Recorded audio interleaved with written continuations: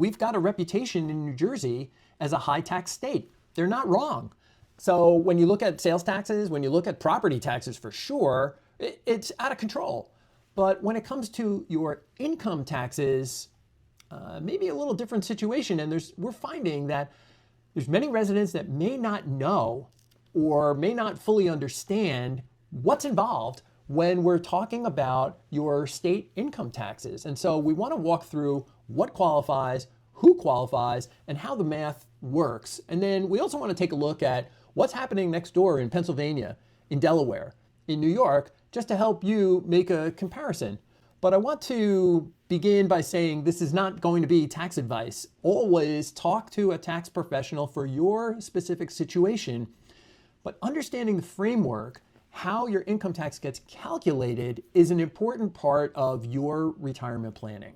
Okay, so let's talk about the exclusion amount, because when you're taking retirement income, whether it's from a pension or an annuity or from your IRA, your retirement account, a certain portion of this may wind up being excluded for you. And so who qualifies? Well, if you're a resident in the state of New Jersey and you are age 62 or older, or if you're disabled as defined by the Social Security Administration on the last day of the calendar year, and your total New Jersey gross income for the entire year is $150,000 or less, you may be eligible to exclude some or all of your retirement income.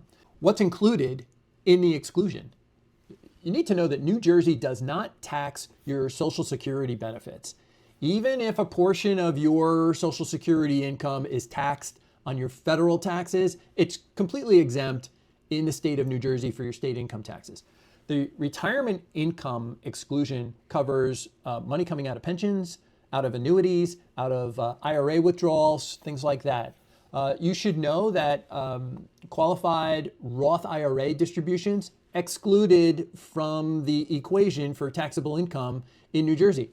However, if you participate in Stay NJ or Senior Freeze or one of these other programs that they have for property tax rebates, you're finding, or people are finding, that Roth IRA distributions may be added back in to the math. So it may not qualify for state income taxes, but it may ding you for property tax programs.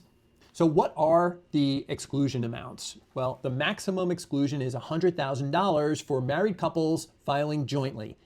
It's $75,000 if you are a single filer, and it's $50,000 for married couples who are filing separately. There is an income phase out. In 2021, they added these numbers in. So if your gross income is between $100,000 and $125,000, you can exclude 50% of the otherwise allowed pension exclusion. If your income falls between $125,000 and $150,000, well, the exclusion drops then to 25%. But what if your pension income is $150,000, $150,001?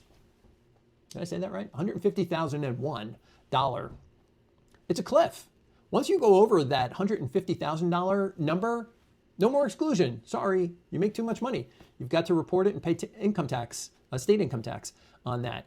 For folks who fall into that range where they're getting close to the exclusion amount, you need to be talking with your financial planner, your advisor, on what can be done. Should we defer some of this income into next year? Can we do some other things that would help? There are some steps that you can take that may help alleviate that and keep your number under a certain threshold. It's certainly worth looking into. Okay, let's talk about comparing what the situation is in New Jersey with some of the nearby states. Let's talk about New York, Pennsylvania, and Delaware. So first, let's cover New Jersey. Your Social Security income, completely exempt. Your pension income can be exempt or excluded up to $100,000 for joint filers, and there is a $75,000 for single filers, $50,000 if you are married filing separately. The state income tax rate starts at 1.4% and can go as high as 10.75%. It's pretty steep. People seem to be hitting numbers a lot higher than they really expected or counted on. sometimes it seems easier to project in your mind, okay, I'm in the 22 or whatever my effective rate is for federal taxes. A lot of people overlook how much they're actually going to owe on their state income taxes, and this becomes a real problem at tax time. Let's talk about Pennsylvania. Pennsylvania, Social Security, again, fully exempt. Interesting point about Pennsylvania though, pension income, IRAs, fully exempt if you're beyond the age of 60. You should also know that Pennsylvania has an unusual tax structure in the sense that they charge a flat 3.07%. And that could be very appealing depending on your circumstances, but very different than what you're going to find in some other states. The Empire State, Social Security, fully exempt. You get a $20,000 per person exclusion.